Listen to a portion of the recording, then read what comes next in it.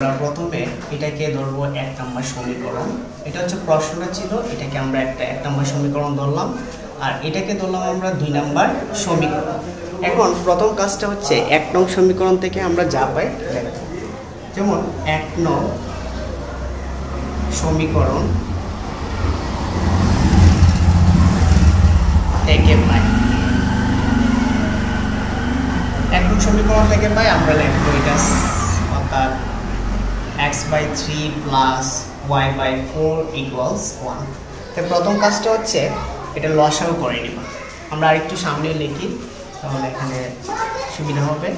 x/3 plus y/4 equals 1 ভাগ 3 আর 4, 3 আর 4 এর লসাগু, যেমন 3 into 4 আমরা যদি লসাগু করি তাহলে 3/4 into করলে আমরা 12 পাচ্ছি। লসাগু লিখবো আমরা 12। লেখার পরে এই 12 কে আমরা 3 দিয়ে ভাগ করব। 12 কে আমরা 3 দিয়ে ভাগ করলে পাচ্ছি 4, 4 এর সাথে x গুণ করলে 4x প্লাস এই 12 কে আবার 4 দিয়ে ভাগ করব। 12 কে 4 দিয়ে ভাগ করলে পাচ্ছি আমরা 3, 3 এর সাথে y করলে গুণ 3y ইকুয়াল হচ্ছে 1। বা এখন 4x প্লাস 3y ইকুয়াল এই 12 এর সাথে 1 গুণ করব। 12 এর সাথে 1 যদি আমরা এইভাবে গুণ করি তাহলে ফলাফল দেখা যায় 12ই আসে, 12। তারপর ভাগ আমরা এই 3yটা ছিল প্লাসের, ওইটাকে আমরা পক্ষান্তর করব। 4x ইকুয়ালস 12, এটা আছে প্লাসের 3y, এটা হলো মাইনাসের 3y ভাগ এখন এই xটাকে আমরা রাখবো, রাখার পর 12 মাইনাস 3y, আর এই যে 4টা আছে এই 4টাকে আমরা নিচে অর্থাৎ এটা গুণের আছে এটাকে যদি পক্ষান্তর করি এটা হয়ে যাবে ভাগে করলাম। তাহলে এটাকে আমরা একটা সমীকরণ ধরতে পারি। যেহেতু x এর মান পাইছি আমরা, তাহলে এটাকে আমরা একটা সমীকরণ ধরতে পারি। লিখতে পারি আমরা সমীকরণ নাম্বার 3, সমীকরণ নাম্বার 3। এখন এই সমীকরণের যে x এর একটা মান পাইলাম আমরা, x এর মান এখন এই যে 2 নম্বর সমীকরণটা আছে ওইখানে আমরা x এর মানটা বসাবো। তাহলে লিখব x এর মান 2 নং সমীকরণে বসিয়ে x এর মান 2 নম্বর সমীকরণে x যেখানে আছে ওইখানে আমি শুধু মানটা বসাবো। যেমন 12, x এর মান হচ্ছে 2 মাইনাস 3y/4, অর্থাৎ এখানে 2 উপর x এর যে মানটা আছে প্লাস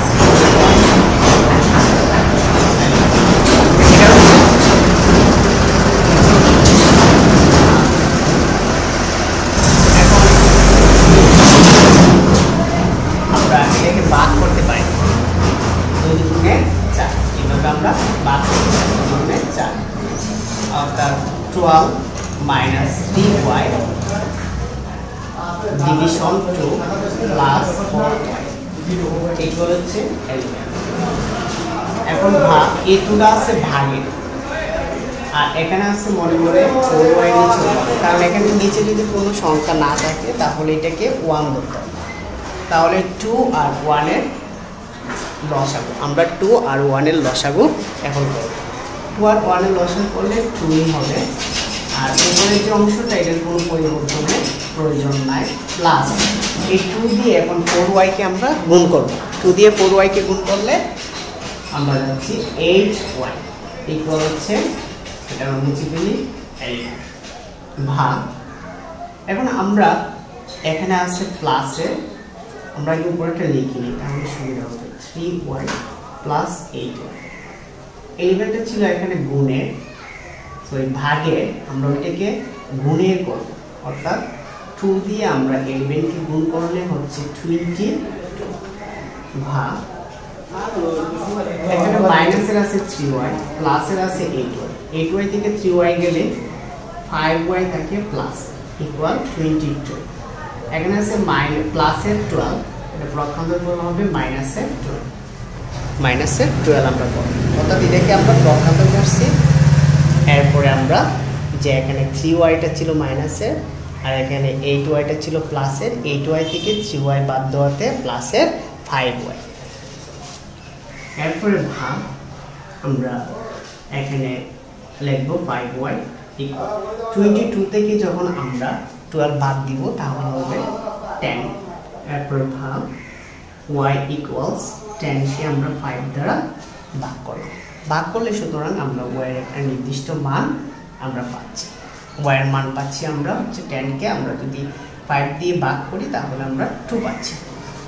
তাহলে এই যে y এর মানটা আমরা পাইলাম, এটা হচ্ছে আমরা x এর মান 2 নম্বর সমীকরণে বসিয়ে আমরা y এর মানটা পাইছি। এখন আমরা এই 3 নম্বর সমীকরণে এখানে যে y এর জায়গায় আছে এখানে এই মানটা বসাই দিলেই আমরা একটা x এর একটা মান পেয়ে যাব। এখন আমরা লিখব যে 3 নম্বর সমীকরণে y এর মান বসিয়ে এই অংশটা মুছে দিই। এখন লিখব 3 নং সমীকরণে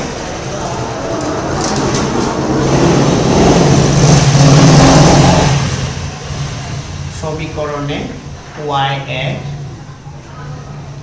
মান বসিয়ে পাই, অর্থাৎ y যে জায়গায় আছে ওই জায়গায় শুধুমাত্র 2, যেমন x ইকুয়াল 12 মাইনাস 3, y এর জায়গায় 2 ইন্টু 2 তারপর 4 বা x ইকুয়াল 12, 3 দুগুণে আমরা 3 কে যদি 2 দ্বারা ইন্টু করি তাহলে 6/4 বা x ইকুয়ালস এখানে 12 আছে আর এখানে আছে 6, 12 থেকে আমরা 6 বাদ দিলে 6 আর এখানে থাকে 4, সুতরাং x এর মান আমরা পাচ্ছি 3 দুগুণে 6, 2 দুগুণে 4 অর্থাৎ 2/3 আমরা এটা পাচ্ছি। তাহলে আমাদের এখানে দুইটা মান আমরা পেয়ে গেলাম, একটা হচ্ছে y এর মান আর একটা হচ্ছে x এর মান। আর প্রতিস্থাপন পদ্ধতিতে তোমাকে এই দুইটা মানই বেশিরভাগ বের করতে হবে, একটা হচ্ছে x এর মান আর একটা হচ্ছে y এর মান। তাহলে আমরা লিখতে পারি সুতরাং নির্ণয় সমাধান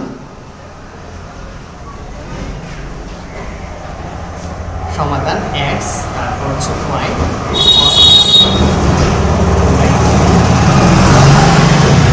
এই দুইটা ফলাফল আমরা পেয়ে গেলাম। এইভাবে তুমি প্রত্যেকটা প্রতিস্থাপন পদ্ধতি এই প্রথম সমীকরণ দ্বিতীয় সমীকরণ আকারে সাজালেই খুব সহজেই করতে পারবা।